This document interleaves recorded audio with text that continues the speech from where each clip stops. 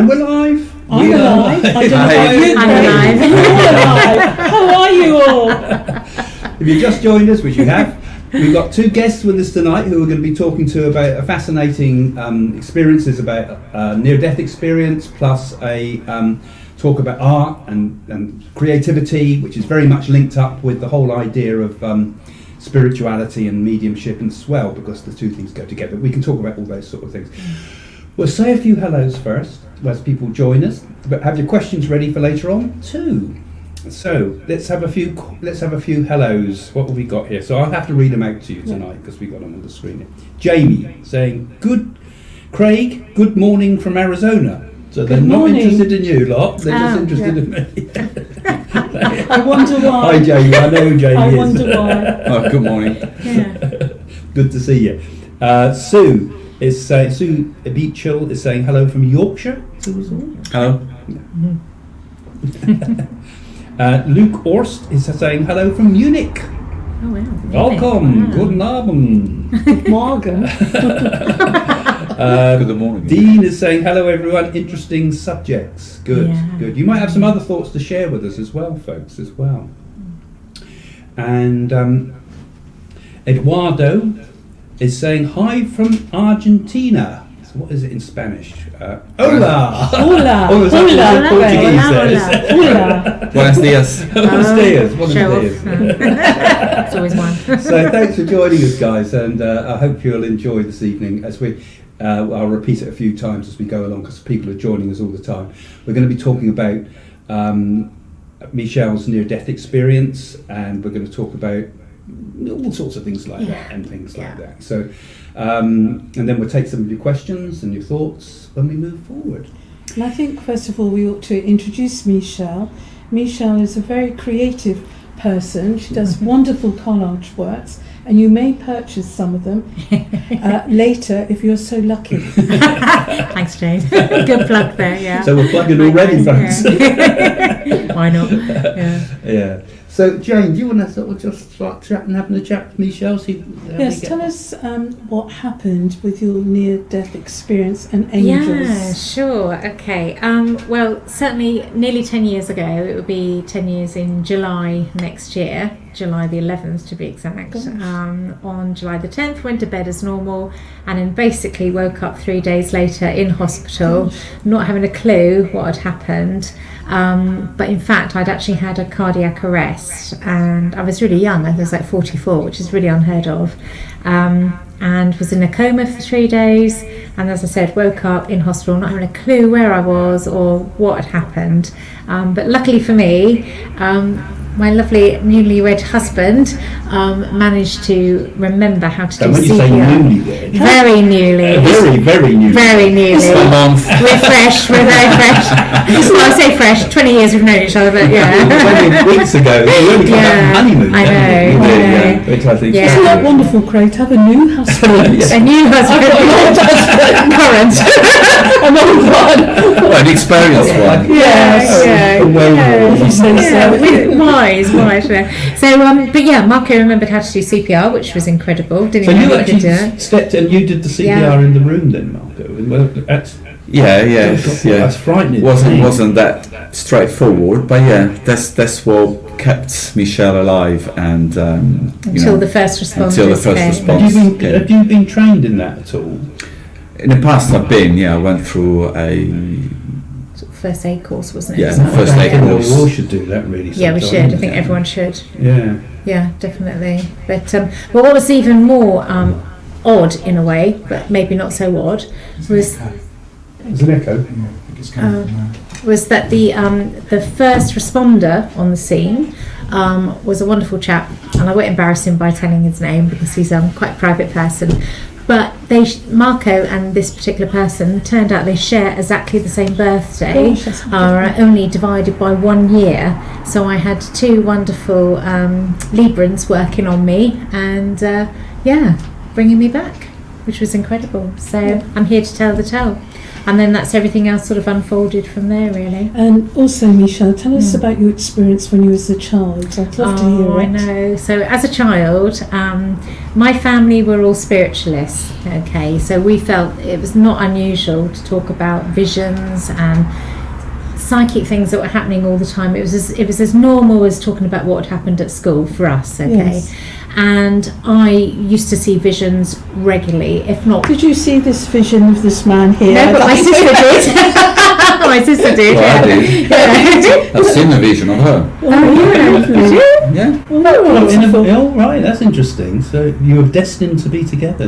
Yeah. I do believe in that, definitely. Yeah, So, same with us. yeah, Definitely have that feeling Yeah. sometimes. I think it happens in some people's lives, doesn't it? definitely. Yeah. But it's just but even as a child, just to see things psychically all the time, and then just say to my mum, my dad, oh, I've just seen an angel, or I've just seen a pair of wings, or a hand fluttering down feathers. No one was there to say, well, that's weird. Everyone said, oh, right, okay, tell me more.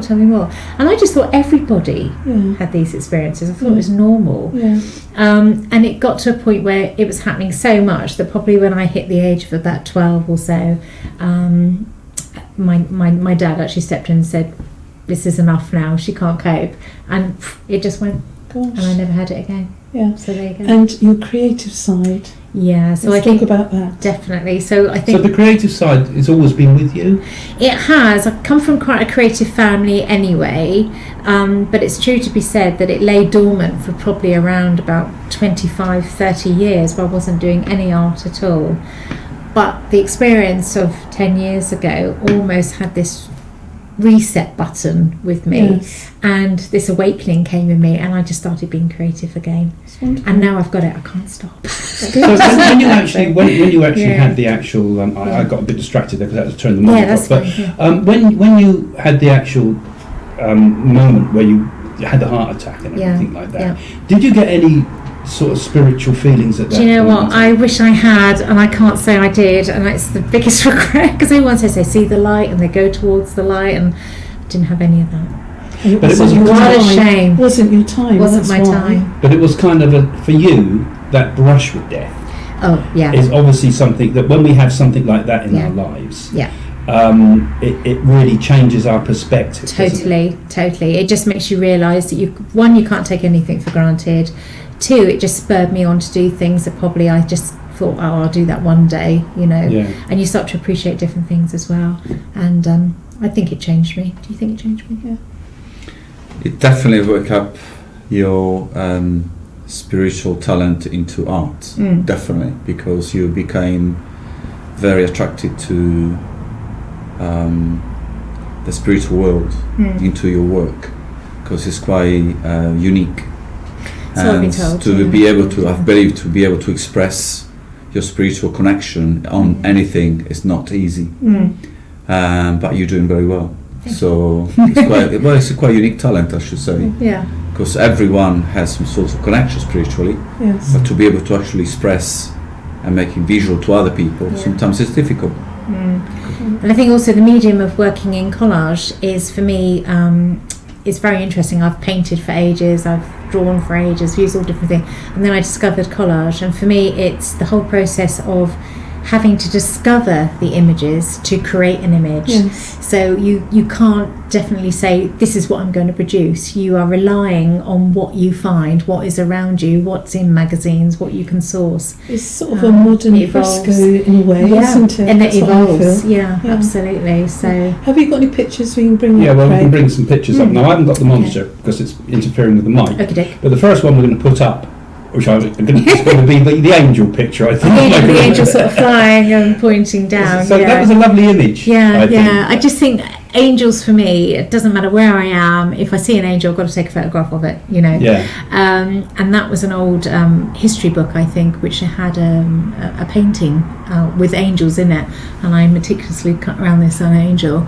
And again, you never know where it's going to go. So you start with the angel and you think, right, what would she be doing? And I love fairgrounds. I love the fun of fairgrounds, and I love the red and white tents, and those sort of colours and the structure of that, and just bringing it into the landscape, and came up with that image. And that's actually one of my favourite pieces. So. Yeah, and I think it's interesting because I mean, people get a style, don't they? When a person becomes an artist, because I was an artist for years, and that's right. finding your style that's unique to you is extremely difficult to do. It's And almost to do it impossible. with images like that, and yet all your pictures have a certain quality to them. For example, perhaps if Matt puts the pictures of the hares up, there's 3 of those, which we can perhaps chat about, which I thought they've all got a sort of, to me, a little bit feel like Alice in Wonderland. Yeah, I've been told that before as well. And even Butterfly Ball, I remember. It was a lovely book. You said about that, yeah, that's right. Alan Aldridge, was it, did that one or something? I can't remember, I've forgotten the name of the artist now. But it was you kind of develop a style out of just sort of fixed images. Yeah, it's an image. Okay, a style that I've got. I'm not aware that I've got that style, but I'm very conscious that it's reasonably important to have a style where people can recognise. But people tell me all the time they know my work instantly when they see it, which is great. You know, I'm obviously doing something right. But I think it's also akin to the fact that I have certain repeat imagery which just I'm drawn to each time, and that will replicate through a lot of the collages. You know, the black and white tiled floors, the circles that circle around like auras. There's a lot of auras around a lot of the subjects. Butterflies. There's a Celtic myth, I think, that butterflies are souls waiting. My dream. Do you remember me saying in the dream? I dreamed I was all covered in butterflies last night. Big butterfly went across my head. A bit scary, actually. So there's that myth as well, that they're just souls waiting to find their path. And you'll see butterflies a lot in my work as well, and bees. You know, so. It's got and you also did, your style varies a bit, like the one you put up, we perhaps put the one up of the ram, I think it was, I've called it. Oh yeah, well that's one of my early pieces. That looks like where you're trying to find your style. That was very early on, and that was actually a commission. So that was a copy of a commission that I did. So that was right back at the very beginning. So we're talking, about 4 or 5 years ago now with that one. At least, I should say so. At least, so And then you also did that other one that I rather liked, which was like the circular one, which I'd call a mandala personally. Yes, Oh, with all the houses all the way around the square. That's and again that was an early piece actually as well. That's where you're finding your style. Because when I used to paint and things like that, I used to paint mandalas a lot. I always found those beautiful things to work with, because the symmetry of doing something. So it's like Carl Jung used to call it, like these mandalas were representations of the self, and the representations of trying to find harmony and trying to find wholeness. And he used to work with his patients and things, so to have them deliberately draw mandalas. It's quite therapeutic, I'd imagine, as well, because you're just repeating. Is there any questions? So I've got to turn this back on. Questions. Hopefully we won't get an echo, and I've got to log back in again. Is there a link put on there for Michelle's work? The thing is, in the description below, you can always find a link to go and have a look on. It's an Instagram site. Instagram, I have to confess I still don't have a website. Shame on me, fine. But certainly you can find me on Collage Art on Instagram, and I do have my own Facebook page as well. So you should be able to find me reasonably easy on there. So I'm going to have to just link in again, which looks like it's all right because it's saved the So settings. Prince Charles and the new Queen concert, if you want a collage, there you go. But I think it would be nice to also talk about creativity generally, because creativity, I think, is, to me, it's very, very linked. I better take this one off. Remove some string. Right, there we go. It's very much linked to the idea of spirituality in my mind. I think people that are on a spiritual path usually start off, I think, on a creative path. And it also it's got a bit of an echo. Hopefully it's not messing things up for you guys. Put my hand over the mic. And I've always thought that when you look at psychic people, and actually when you study psychic people, and people have done sort of scientific studies of people that claim to be psychic, sort of like Einstein did a survey on these things, you find that a large number of psychic-minded people come from a creative background, particularly visual arts. So I think there's a very strong link between people being psychic and people being creative. Do Do you think it's something to do with that part of the brain then, that's obviously just more open to receiving that kind of... Well, I think it's something. I input? personally think it's something linked to the idea of that we have. It's a form of thinking, isn't it? Because when you think what creativity is all about, it kind of comes out of nowhere. You know, you get an idea. You don't think you don't design an idea. No. An idea comes out of the blue when I'd say everybody. it's in your genes, because your mother was very artistic. And your his sister's very brain artistic. in his genes Yeah, as my well. sister is, and my dad definitely was. My dad used to do It's wood in the carvings. genes. Yeah. Yeah. So It does kind it's of just- run genetically in families, but I wonder also if it comes spiritually, and that sometimes we kind of perhaps we're more inclined towards spiritual thinking if you've got a creative mind.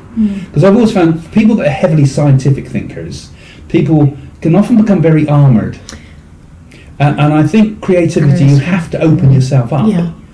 And I think in order to become clairvoyant in any way, I think you have to open yourself up to the unknown in many respects, don't you? And you also have to open yourself up to things that are outside of your beliefs. Yeah.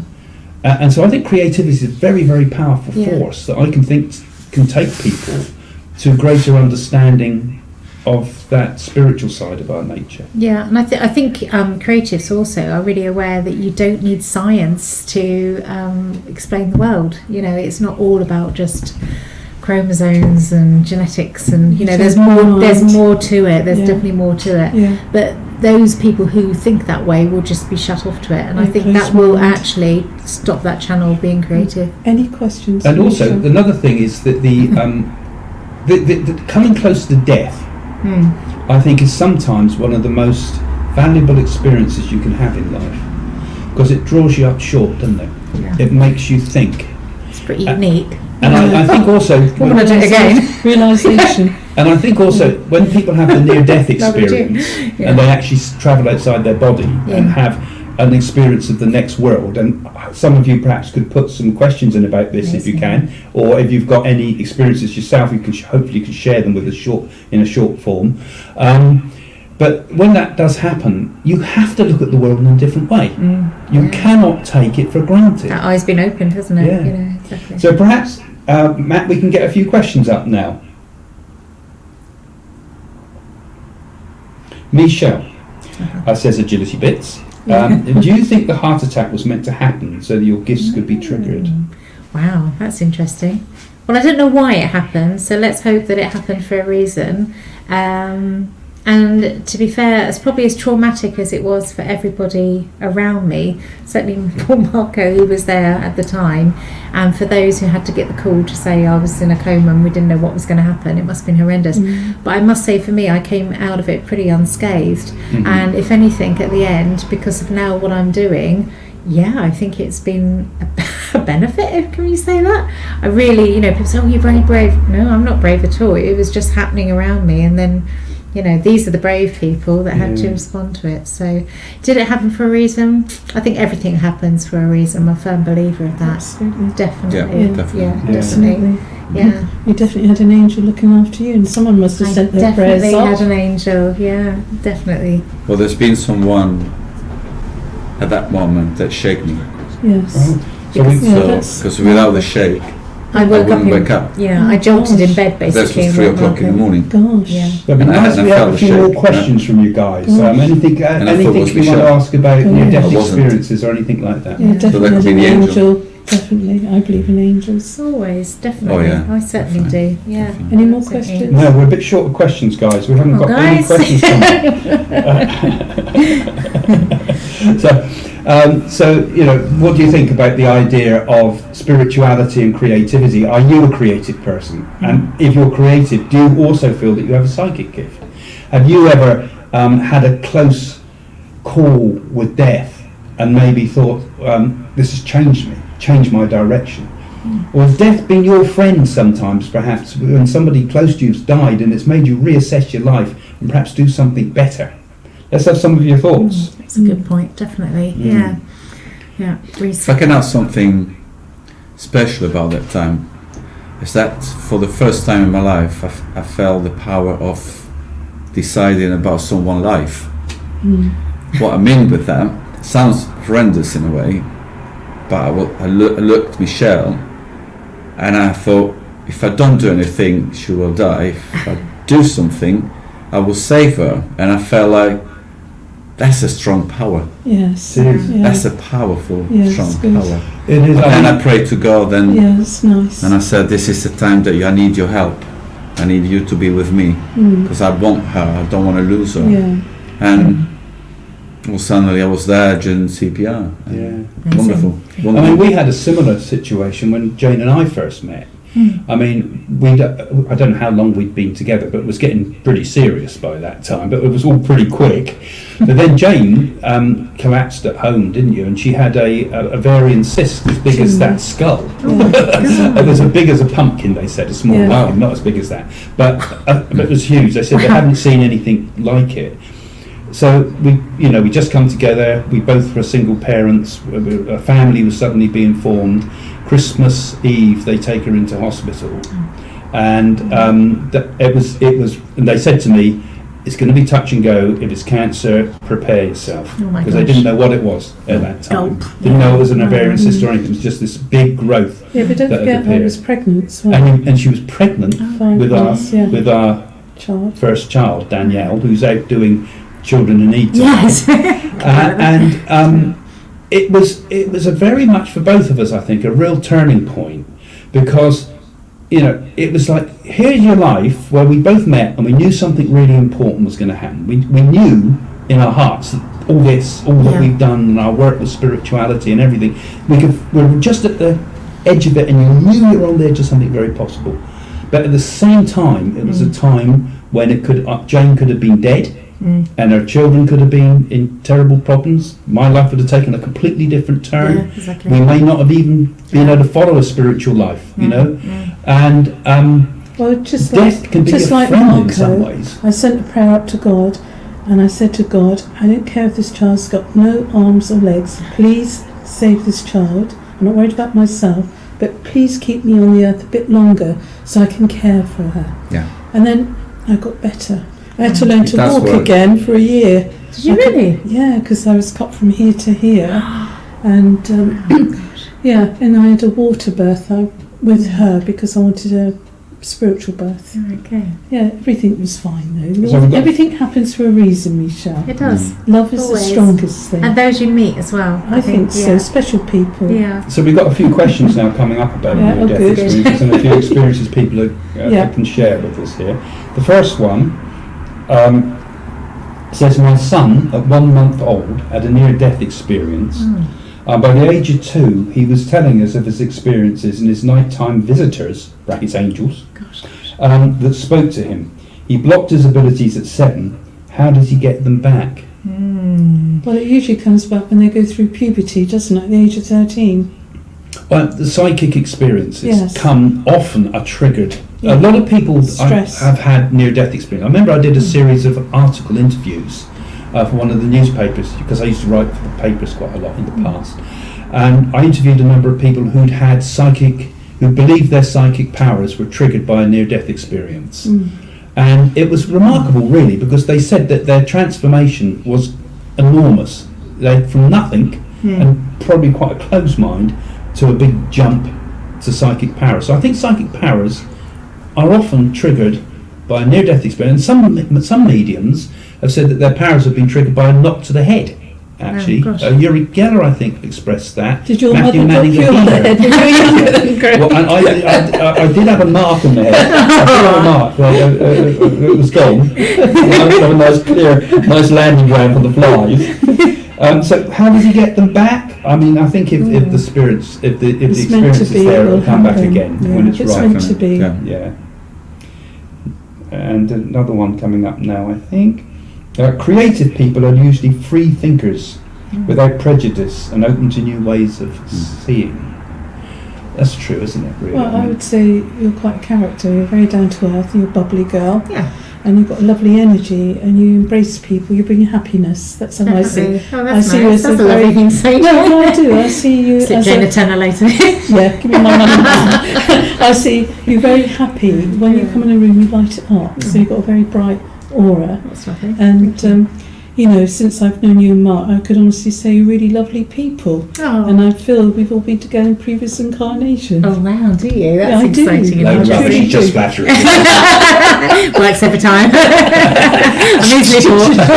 But I think creativity, another thing that goes with spirituality as well as creativity, I think true spiritually minded people are usually cheerful people. Yeah. They're happy. Good sense of And humour. I think they go together, don't you think? The Yeah. creativity also brings happiness into people's lives. Yeah, it should It do. brings happiness into other people. Well, Yeah. actually, a lot of the creativity you see nowadays Yeah. is far from cheerful, is it? When you look at the Tate and things like that. But I think the sort of creativity we're talking about here, where you kind of love beauty, Yeah. Yes, It's definitely. got to be about and love. you It's got to love, be about and I think beauty. it's also true art to me. Appreciation. It's also about symbolism, Yes. because I think that triggers is very, very powerful. Symbolism's a very powerful thing that triggers Yeah. aspects of ourself, and I think modern art that's purely statements is more, to me, it's theatre, which is still valid, but it's good and it's brilliant. I mean, I wouldn't want us to be Damien Hirst and people that trigger ideas like that there and things. Brilliant stuff still, but I think there's a distinction between that type of creativity and the sort of creativity that has kind of got us, which I think touches mainly mythology and symbolism and things like that. But I think there's a big distinction. And then, of course, the visual arts, where you're purely reproducing the world around you, Yeah. as well as, which is illustration. More questions, please, Anyway, Craig? I'll go off on my tangent. Keeps on. Come on. Agility bits again. Yes. Come on, Pat. One of our patrons, so those of you that are following us, don't forget to become a patron. Also in the description below, where you can also find Michelle's link to her pictures. Go and have a look at them afterwards. They're well worth a look, and many of them, I believe, are up for sale. So you can always drop her an email, which is also in the link below as well, if you want to get in touch and ask about any of this. So some psychologists, says Agility Bits, try to explain near-death experiences as a normal part of dying. Scientists at the University of Virginia are studying the phenomenon, and they think there's more to it. What are your thoughts? Well, people like she says, and Susan Blackmore, who I've crossed swords with before on TV, and Chris French, who I also crossed swords Yes, but with they're once. parapsychologists, but they're not. No, very they say, right, Craig, they have a aren't legitimate they? argument. They say that what Yeah. happens when we get to these points where the brain is about to I die, think the endorphins in the there's a brain. release of things such as endorphins Yeah. and various other chemicals in the brain that trigger a release of energy in the temporal lobes, right? And that gives us this feeling, an illusion, they say, of going down a tunnel of light. And the whole thing is designed in order that we can accept death without fear. It's part of the process just to give us a kind of an illusion that everything's going to be all right. And all the flash of the memories that come to people are purely the brain trying to reconstruct everything, because the brain's breaking down, but this temporal lobe explosion, as it were, is kind of releasing all these incredible chemicals into the brain, very similar to opiates, that actually make us feel it's all right. So that's their argument. It falls down when you start getting people giving reports back of being able to see what's going on in other rooms, for example. And it's a bit like when we talk about psychic work. We all say we've got to give verification and proof. It's no good just saying something, because you could say anything, couldn't you? But you've got to prove it. And I think there's a when you look at the evidence, there's things like people see the numbers on the defibrillator, for example, which they couldn't possibly know. Or the stories of the surgeon wearing a funny hat accidentally because he'd just come from working on children and he wears his funny hat, and he was wearing a funny hat and they would never know because the brain was dead. How could they have seen it? Or there's other cases with Dr. Kubler-Ross, who explained that there was like they found a plimsoll, I think it was, high up on the building on a ledge when they went out of their body, and there's no way they could have known that was there because they could never have seen it, and it was until they actually went and explored they found it. You know, so and also young children report the same thing. So they've not been listening to stories and talking about tunnels of light because they heard stories about it, or belief systems. And they even described people that had died before them that they could never have known about. They were met by grandpas and things like that who have given them stories and told them things and come back and given information they could not possibly have known. Fascinating, Craig. What's the next question, please? Well, that's my answer to that one. So keep giving your questions, guys. We need a few more questions here tonight. And what are your thoughts on it? You know, what do you think about the skeptics? What do you think about near-death experiences? Are they proof, final, of life after death? A few questions. And Shaw is saying, I had one. I went to the gates of heaven and saw St. Peter and St. Paul. They were wondering what I was doing there. I then heard, you must go back, it's not your time. And I came to my mum who saved me. Well, this is also interesting, actually, because I know, Marco, that you're quite a Christian person, aren't you, as well, in your beliefs and things like that. And this person saw St. Peter and St. Paul, which is very lucky, relevant, I think. And yet sometimes they also find that different cultures will see different things. So a Hindu might describe seeing Krishna, for example. And it makes me wonder that, you know, we all see kind of the version of God and the Godhead of what we expect it to be, in a way. But it doesn't nullify it, in my opinion, because it's like we see the form that is most close to our hearts. So if somebody had been very close to the idea of Jesus, they would see Jesus, I'm sure. But if someone was also very close to the idea of, say, Krishna, like I said before, they would see that form, which I think are all, personally, I think are all manifestations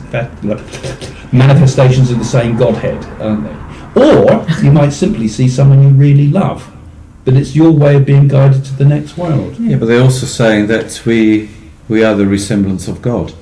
So when I see you, or I see you and you, I see God. Yeah. Right. So we are God. That's right. Obviously, what it's going to be, we don't know. But I strongly believe that what we see is what God is.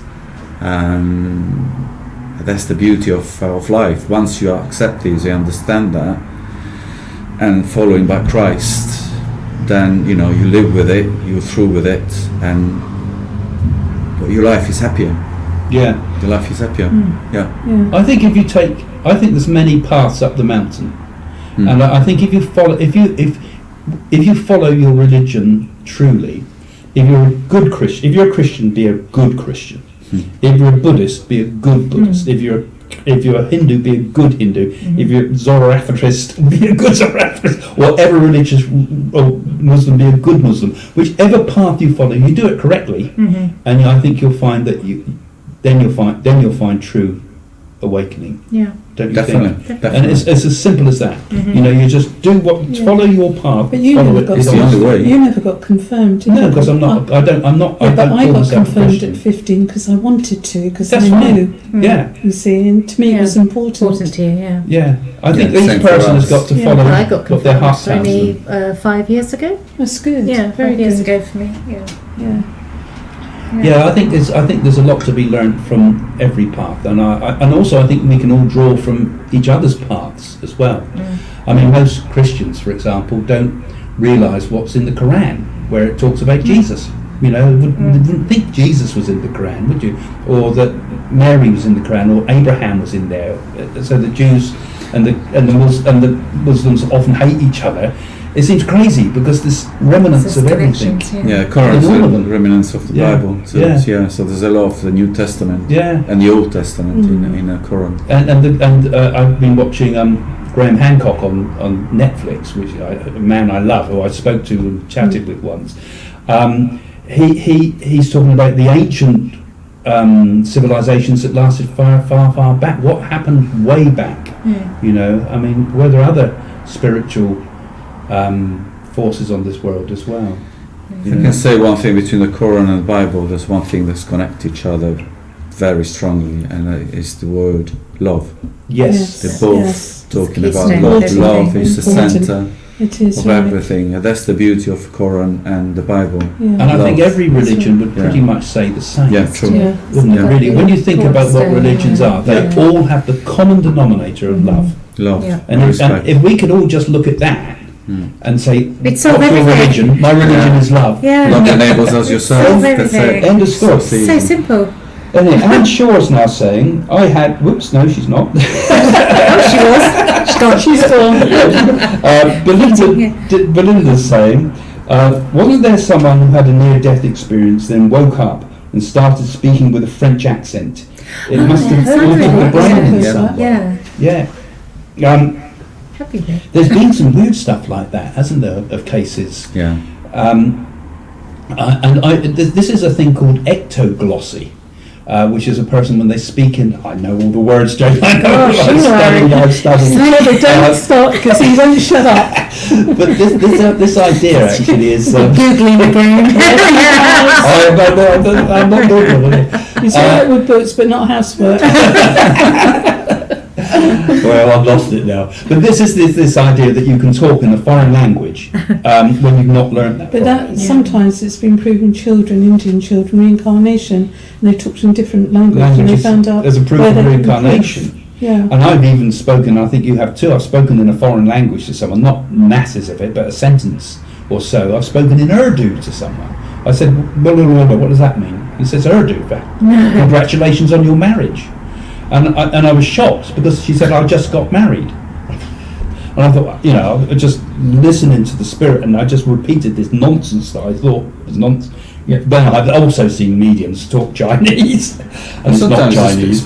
it's the some people like you, and I believe Jane, Some Chinese. you're an easy channel to the spirits or the angel next to you. So perhaps the people you were with had a spirit or an angel that came into you and allows you to speak loudly, to use your voice. It might be. To say something. Yeah. Because sometimes some people like yourself, you have a good channel. You allow the spirit Yes, to walk good through you ones, easily than other people. Yeah, I think you've got to be a good person. Yeah. You've got to be a good person, try to be a good person anyway to do this. When you say you're a good person, you start to lose it, don't you? But I mean, I think you've got to have a modesty with it as well, and a genuine desire to do good and service. Then I think you're on a safe path, and then I think, like you say, the angels come close. The angel will help you, as a, whatever we might call them. I mean, I think of them as spirit people, perhaps, or energy beings, who knows, not with wings I don't think, but I believe there are forces around us that protect us and help us. Pamela's saying, hi, thank you for sharing your experiences. Can I ask Michelle if she sees an angel or vision during her coma? I didn't see anything during my coma. Absolutely. I'm sorry to be a disappointment. I'd love to say I'd seen flashes of light and wings flapping, and that would have been amazing. Saw nothing. She didn't even see me. Didn't even see Marco. After 5 days, she was still asking, did Mark okay? And I've been there 12 no memory hours. at all. Terrible. It's awful. I was the angel. Yeah. Yes. He was my angel. He is my angel. That's why I married him. when you were having that operation, though, you saw things, didn't you? I saw an angel. Yeah, I remember you Not saying with that. wings. It was like 1,000 million lights, very bright, all sparkling, and I felt as if I was connecting inwardly. And because when I came round, there was a priest there by me to give me communion, and somebody, I think it was Craig, had played a dozen red roses. It was you, was it? Was that other man? Yeah, laid some red roses, and I could smell this Christian Dior aftershave, and I actually saw an angel there, and it just faded out and smiled. It's beautiful. It felt like nothing on earth but love.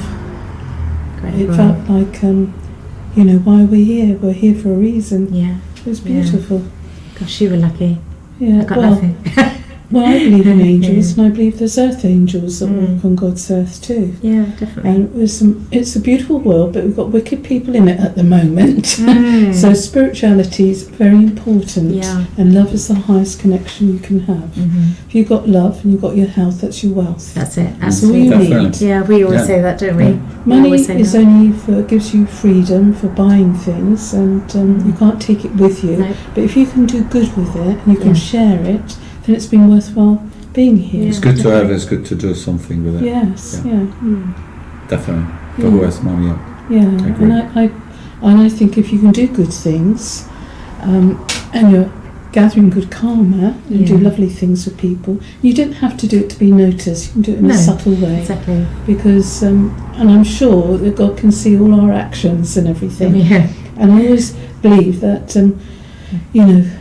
God is quite a powerful force and it's of love, but you don't have to go to church because you think it's the end of your life and that. Your church can be in here, an inner view of love. Absolutely. Definitely. And how are you doing over there? We've got some more questions. More questions. Oh, brilliant. I'm coming fast and furious now. We've Yeah. got some more questions. It's like a table tennis, yeah? Yeah, it is a bit. We've got some more questions coming up. Just will say, people, keep your questions coming. Your experiences coming. What do you think about what is God? There's another question. Is there such a thing as God, or do we just survive life and that's it? We survive all nothing. What are your thoughts? Have you got any contrary ideas to what we're talking here, perhaps? And have you had an unusual experience, perhaps? Okay, Vera is now asking, I got hit by a bus in June 2020. Oh, sure. Still undergoing surgery. I must have survived for a reason. Yeah. Wasn't at a time, obviously. Yeah. No. Wow. Yeah. They say there's a time to your death, don't they? They say, everybody has a time when they're going to go. And it makes you wonder, if that's come, and that point has been called on you in life, when you get a second chance, as it were, is that something very special? People often come away from those close to death experiences feeling this is another chance to try all over again. Yeah. And it's in a way, I would say it's a very, very powerful experience because it wipes away the past. The closest I ever came was more of a shock than a near-death experience. When I had a car accident and I went over the edge of off the road and the whole car was smashed up and came down at speed. And the incredible thing for me was the way it slowed down. First of all, it slowed down like it was going one frame at a time. And there was a sense of calm. Really? This is all right. If I die, is this it? This is the end? Oh, it's not as bad as I think. It was it was like a calm, unbelievable. And there was flashes of all my life. Not a complete rerun, but it was like what I'd done and what I'd done up to now. And I would love to have done more. I'd love to have done that. I want to live. And it was like a moment of a complete calm reflection. And a lot of people get this, don't they, when these accidents and things, when you get hit by a bus. I should imagine it might be a similar feeling, unless it's taking you completely by surprise. But there's those moments when you would turn and you'd see the bus coming towards you, and you've got split second, and your brain must shoot into super drive when that happens, and that's why it appears to slow down. But that was the closest I came in many respects. So let's have a few more questions, guys, if you've got them. You're a bit slow with your questions today. I think you're making up coming for back, coming back to the accident with the bus. The lady is asking the reason. Obviously, there's a reason. I mean, a good example is what Michelle said after the accident, the cardiac arrest. She found a way. The reason why is to wake up again, going back to her artistic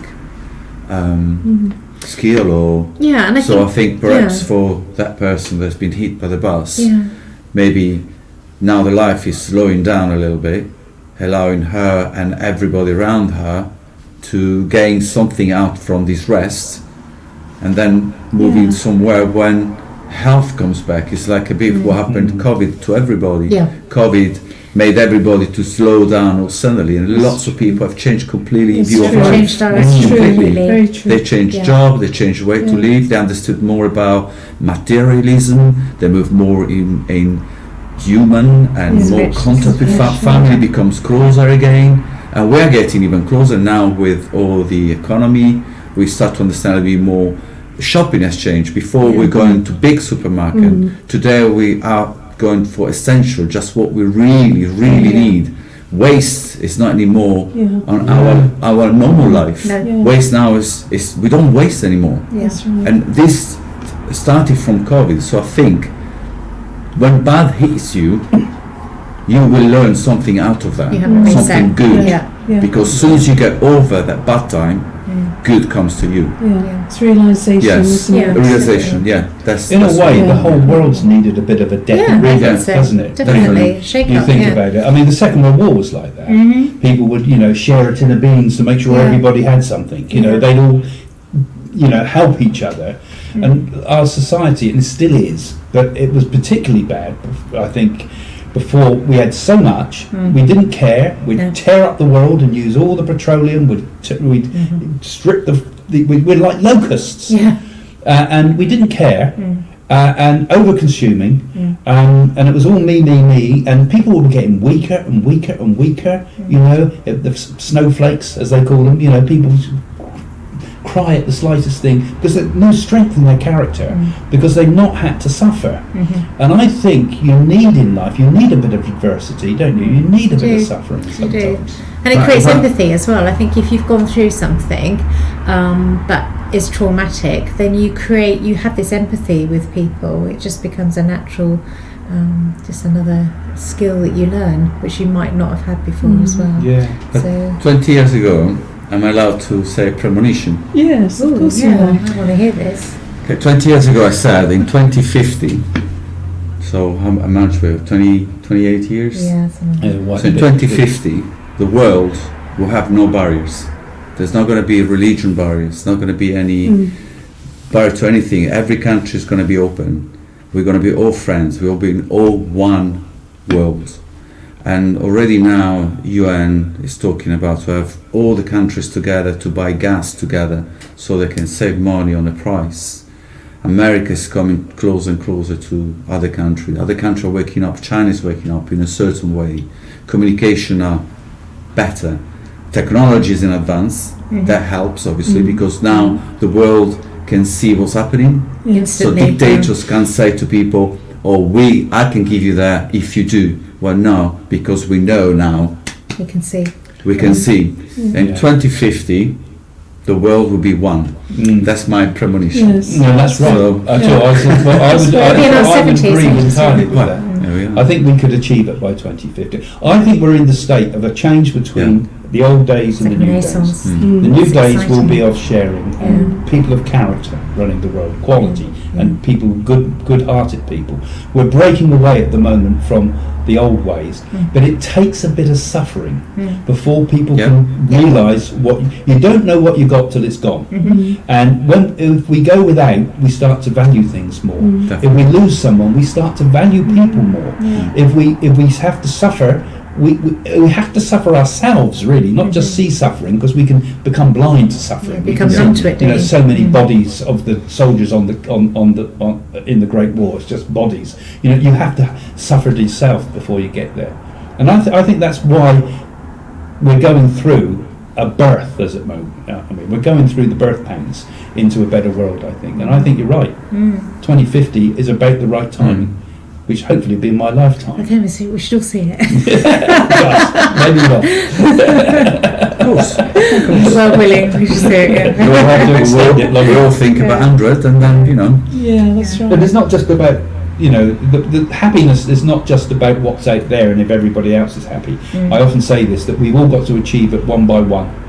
And that we've got to realise the importance of spirituality in our lives individually. And then the great golden world, the golden ages already happened because it's bloomed within us. Yeah. And we can become, a light to others. And as one person wakes up, others wake up. One candle can light 1,000,000 candles. So if one person is awake, it can wake others. And that's how the world changes, one little tiny bit at a time. Yeah. So we have a question, or we have a comment here now from Jade. Sorry, Jade, your question's been up for a little while. Patient. I think having a surgery woke me up to remember I had psychic powers. I became more empathic. Yeah, it's another issue of empathy, where surgery is another frightening thing for people, isn't it? Really. Terrifying. To put your hands in. Yeah. You're yourself in the hands of somebody else. Yeah. I mean, you really do learn to. It's when they pray, get I you to suppose. sign that Well, form. until They they say put you're me just down going to go to into the sleep, I'm night to fine. sign this. If you put me asleep Get like that, trouble. that's okay. But There's only one time I really learned to pray, and that was when I was in India, driving on the roads in the passenger seat. You know, your death was coming at you every minute. Same thing in Italy. Amalfi, Costa Amalfi. It's a bit the same, isn't it? Yeah. You look outside the bus, there's no road. You don't know. You don't look. You never look. Drops. No. Yeah, that's right. Yeah. Never sit by the window. Just. Yeah, never sit by the window, that's right. Yeah. Kieran said, nice, interesting question. Do angels visit us in human form when we're in danger or when we are in need? I believe so. I think so, Yeah. definitely. They probably use somebody else's body. Yeah. Yeah, perhaps they can Maybe. act through somebody. Yeah, that's why. Yeah. Especially in road accidents, if somebody Yeah. needs to be taken over the other side, And they're page just and an there at the angel right time. comes. Yeah. Yeah. I'm always a bit difficult with angels because I think, what are they? You know, because people get this vision of people with wings and things, but I think there are definitely high spiritual beings, I would Spirits, call, yeah. who may not have even been born in human form, which an angel would never Well, be born in they human obviously form. come from a part in the universe, unseen things. There's lots of things man hasn't discovered yet. Yeah. And there's Yeah. drugs and natural herbs put on God's earth to help people. It's up to man to find them. Mm. But they're chosen.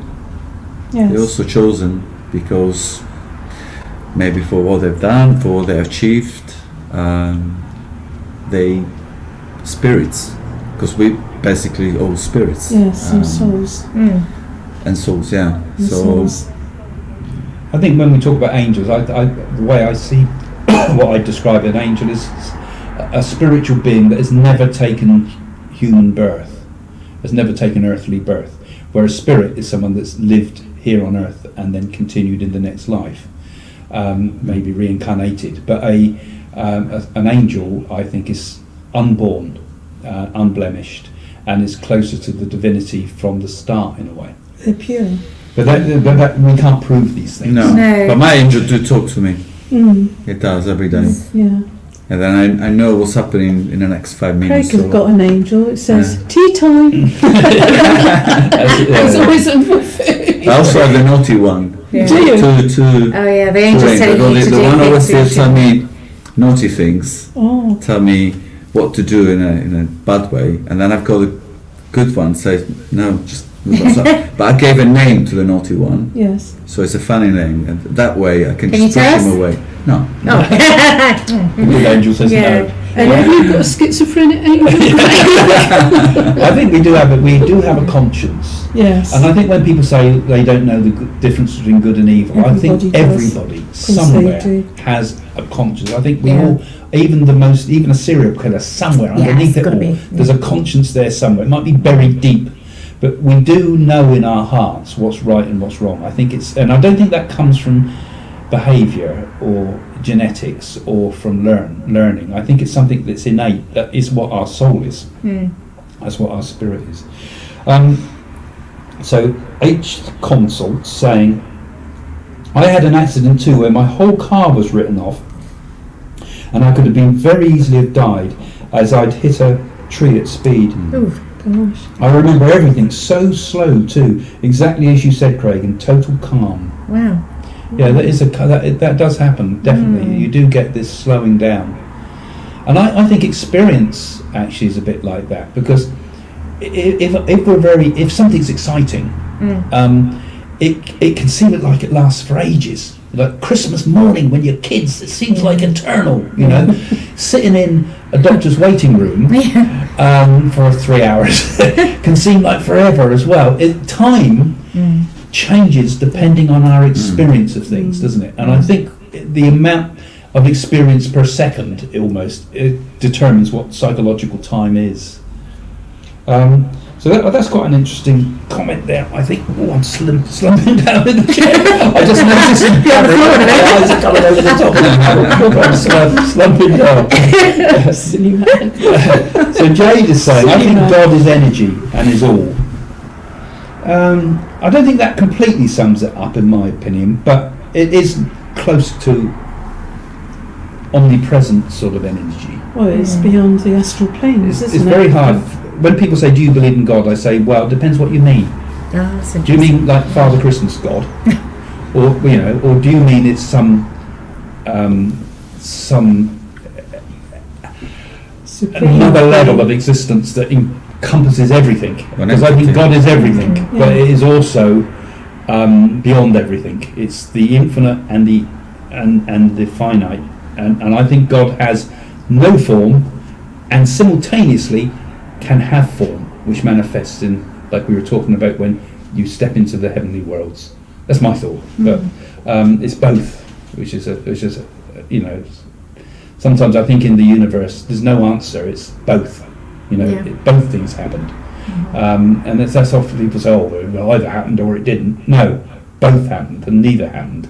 And I think that's the nature of the world. The nature of Godhead is like that in a way, that it's both infinite, ineffable, and at the same time finite, and that we can communicate with it and see it as something separate from us, and yet it is also us, because all things are God, including our every cell in ourselves and every part.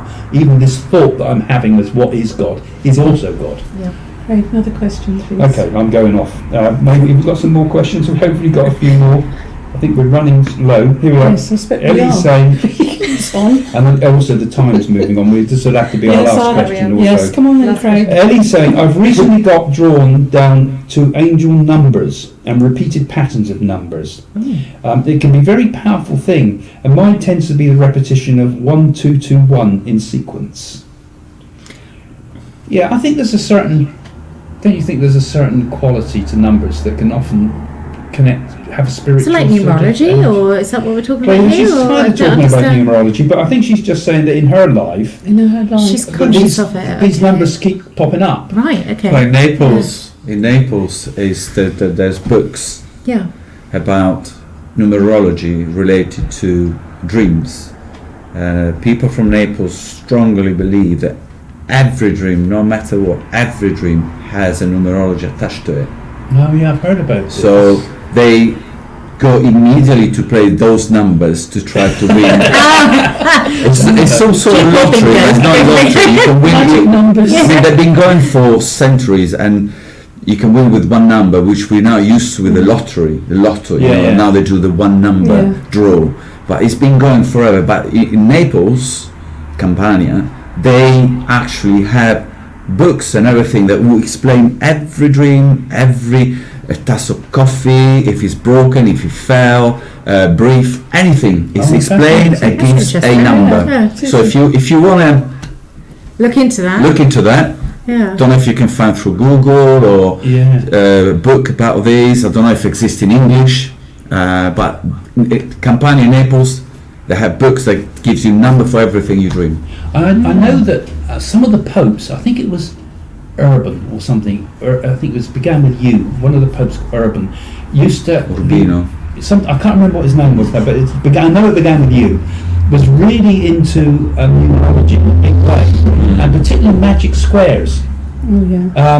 Where the numbers along add up to the same numbers along there, to the same way as and diagonally add up to the same number, and like this. And these were considered as being very sacred, because the strange, there's this kind of a strange phenomenon. You can make these magic squares and all sorts of numbers, and they can have they're often used as talismans, for example, as a protective talisman. So certain numbers. Is it connected to the universe too? The Yeah. universe is also. So say Shapes like her numbers is 1, 2, 2, 1. If you imagine ones all around the outside on a square and a 2 in the middle, it would all add to 4 that way, 4 that way, 4 that way, 4 that way. So that's a simple magic square. You can imagine it that where all the numbers correspond, and it wouldn't run down the edges there, would it? 1, 2, 3. But yeah. So three. Wasn't Da Vinci aware of that as Da well? Vinci was Yeah, that's right. into numerology Yeah. and squares and Very design. much into. You And can also see, yeah. the familiar we went to in Barcelona.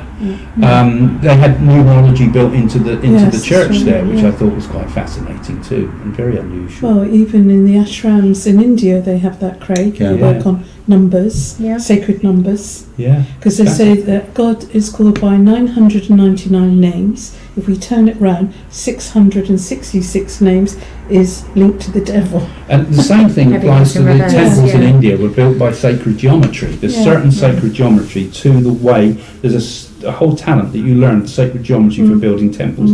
The same applied churches, to isn't it? the churches in Exactly. England, which were laid out to the shape of a human body. So it was like the churches in a cross, and it would be the same proportions of the human body, which would be Christ on the cross idea.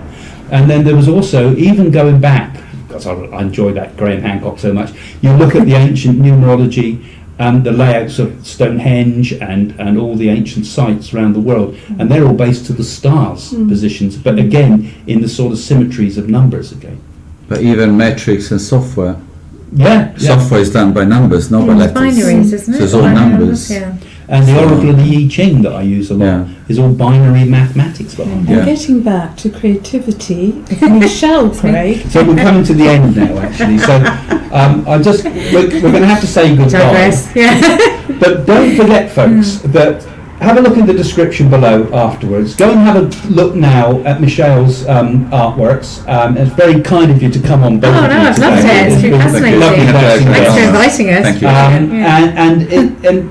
And go and have a look, and if you want to ask about any of the pictures, just give Michelle an email. You can always, the email you can address always there. message me via Instagram as well, and I'll pick up the Or if messages. you get stuck, come to my website, it's psychics.co.uk, and fill out the form, and I can forward it to Michelle if you've got problems with any of that. Thank you.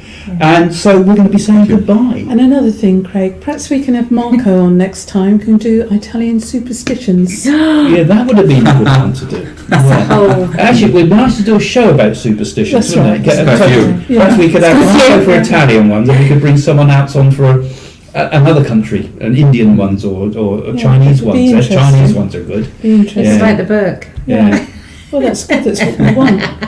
Anyway, we're going to conclude now. So thanks for joining us. Don't forget to become a patron too. Have a look in the description below about that. Support the channel. See you all soon. Thank you. Bye. Bye. Ciao.